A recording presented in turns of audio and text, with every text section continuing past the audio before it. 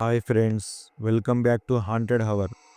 ఒకవేళ మీరు రాత్రిపూట ప్రయాణం చేసే వాళ్ళైతే ఈ హారర్ స్టోరీని తప్పకుండా వినాలి. దయచేసి స్టోరీ లాస్ట్ వరకు వినండి. ప్లీజ్ ఇప్పుడే ఒక లైక్ చేసి ఎక్కడా స్కిప్ చేయకుండా స్టోరీ విని మీ అభిప్రాయాన్ని వాల్యుబుల్ కామెంట్ రూపంలో తెలియచేయండి. ఇక కథ మొదలు పెడితే, దుర్గాపురం గ్రామం. ఆ గ్రామం చుట్టూ దట్టమైన అడవి, కొండల మధ్య రహదారి. అది కుమ్మరి చెరువు మార్గం. ఈ రహదారి గురించి గ్రామస్తులకు తెలిసిన ఓ పచ్చి నిజం: రాత్రి ఆ మార్గంలో ప్రయాణించే వాహనాలు తిరిగి కనిపించవు. పాతకాలంలో ఇక్కడ ఒక పెద్ద సంఘటన జరిగింది. ఆ ప్రాంతంలో 15 నుంచి 20 మంది చెరువులో పడి మునిగి చనిపోయారు. అప్పటి ప్రభుత్వ నిర్వాహకులు ఆ శవాలను అదే ప్రాంతంలో సమాధి చేసి ఆ రహదారిని ఆ సమాధుల మీద నిర్మించారు. చలికాలం, మధ్యరాత్రి, తక్కువ గాలి, మసక చీకటి, చెట్లలో ముసురుగా పొగలు లేచేలా ఉన్న ఆ వాతావరణం. రోడ్డు ఇరుకుగా ఉంటుంది. ఒకవైపు పాత చెరువు, మరోవైపు నల్లటి చెట్లు.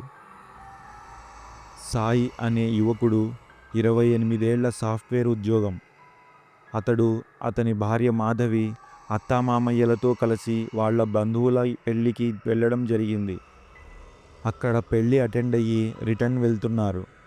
వీళ్ళు కారులో పొద్దుటూరు గ్రామం నుండి తిరిగి వెళ్తున్నారు. రోజంతా ట్రిప్ పూర్తి చేసుకొని రాత్రి 11:30 ఈ ఊరి నుండి వాళ్ళ ఊరికి ప్రయాణం మొదలుపెట్టారు.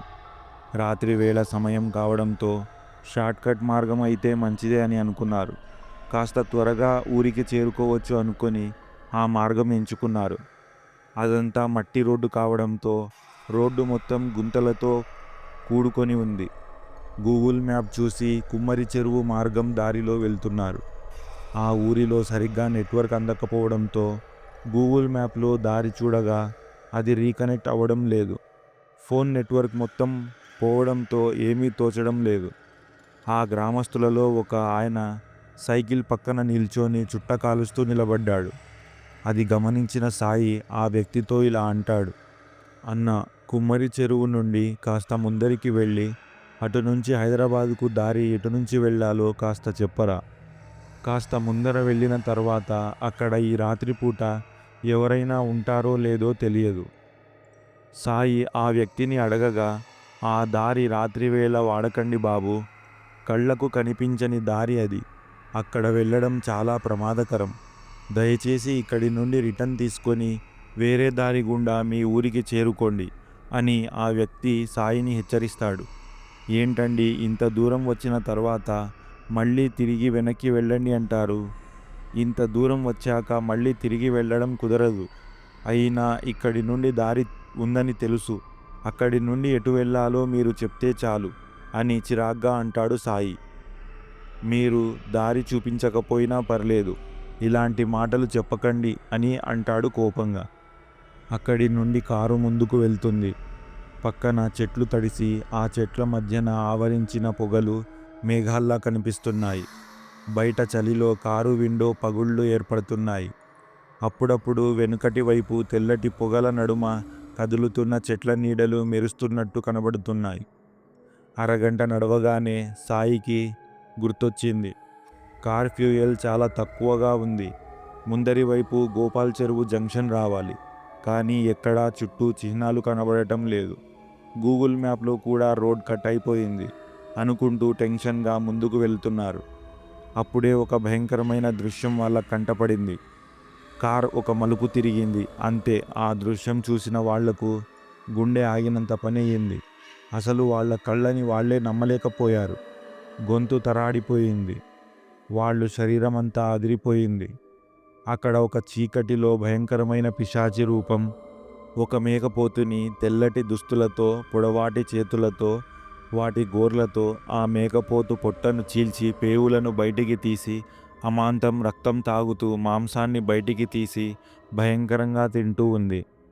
కార్ లైట్ తన పైన పడగానే అది వెంటనే మా వైపుకి తిరిగి చూస్తూ ఉంది. ఇక్కడ ఉంటే ప్రాణాలు మిగలవు అని వాళ్ళు అనుకుంటూ యూటర్న్ తీసుకుని కార్ 100 స్పీడ్లో వెనక్కి తిరిగి ఇక్కడి నుండి ముందుకు వెళ్ళారు. వెనుక ఉన్న ఆ పిశాచి పైకి లేచి వాళ్ళ కార్ని వెంబడిస్తూ వెనకాల నుండి పరిగెత్తుకుంటూ వస్తుంది. అది సైడ్ మిర్రర్ నుంచి చూసిన సాయి ఇంకా స్పీడ్ పెంచుకుంటూ ముందుకు వెళ్ళాడు. కాసేపటి తర్వాత వెనకాల భయంకరమైన రూపం కనిపించలేదు. ఆ సమయంలో మాధవి దగ్గర ఉన్న మొబైల్ స్క్రీన్ ఒక్కసారిగా ఆఫ్ అయిపోయింది. కార్ జీపీఎస్ ఆగిపోయింది. రవి కార్ స్టార్ట్ చేసి బయటకు దిగాడు. కార్ లైట్లు వెలుతురునిస్తున్నాయి. కానీ వెలుతురు దారి పూర్తిగా మసకబారింది. చెట్లతో నిర్మానుష్యమైన ప్లేస్ అది. కారు చీకటి కమ్ముకుంది. సాయి కార్ ఫ్రంట్ మిర్రర్ నుండి బ్యాక్ సైడ్ చూస్తాడు. అంతే, ఒక్కసారిగా వెన్నులో వణుకు పుట్టే దృశ్యం అతనికి కనబడింది. భయంతో ఒళ్ళంతా చెమటలు పట్టేసింది. వెనకాల కారు డిక్కీ మీద ఒక భయంకరమైన ఆకారం కూర్చొని ఉంది. ఆ రూపం చూడటానికి చాలా భయంకరంగా కనిపిస్తుంది. అక్కడి నుండి లోపల కారులో ఉన్న వాళ్ళని చూస్తూ భయంకరంగా నవ్వడం మొదలుపెట్టింది. కార్ సైడ్ మిర్రర్ చూడగా కొన్ని భయంకరమైన ఆత్మలు కారు వెనకాల పరిగెత్తుకుంటూ వస్తున్నట్లు కనిపించింది. అది చూసిన సాయికి భయంతో తన కాళ్ళు చేతులు అంతా తేలిపోతున్నాయి. ఆ ఆత్మలు కారును మరింత దగ్గరగా చేరుకుంటున్నాయి. పొడవాటి వ్యక్తులుగా ఉన్నాయి. తలలు కింద పడ్డట్టుగా వంగి ఉన్నాయి. చేతులు పొడవుగా భయంకరంగా ఉన్నాయి. ఆ ఆకారాలు ఒక్కొక్కటిగా కారు వైపు పరిగెత్తుతున్నాయి. వాళ్ళ కళ్ళు నలుపు, నోటిలో నుంచి ఎర్రగా రక్తంలా కారుతుంది. ముందే షాక్లో భయంగా ఉన్న మాధవి ఇదంతా గమనించి గట్టిగా అరిచింది.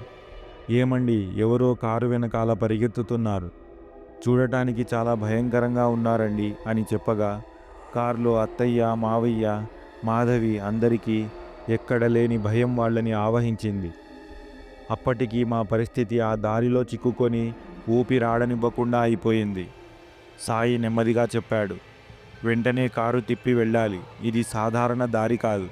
వెనక్కి తిరిగి చూసినా ఆ మార్గం కనబడటం లేదు.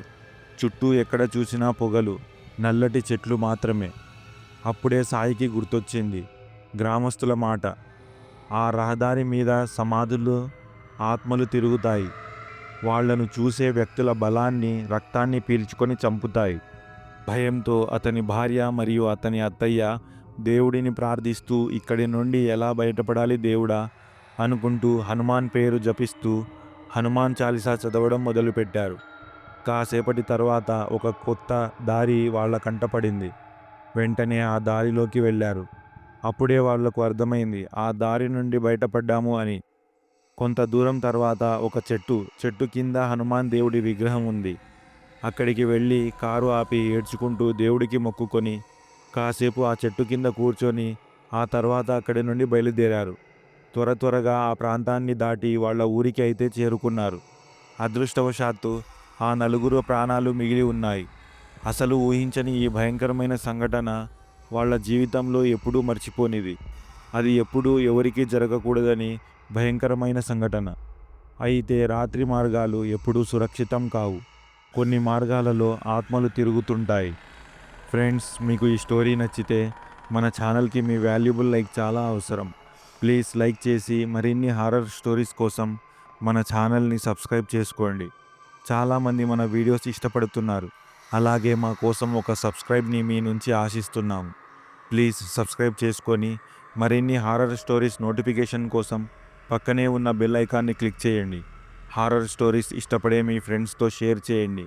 మీరు ఇచ్చే సపోర్ట్ మాకు మరిన్ని హారర్ వీడియోస్ చేసేందుకు ప్రోత్సాహంగా ఉంటుంది.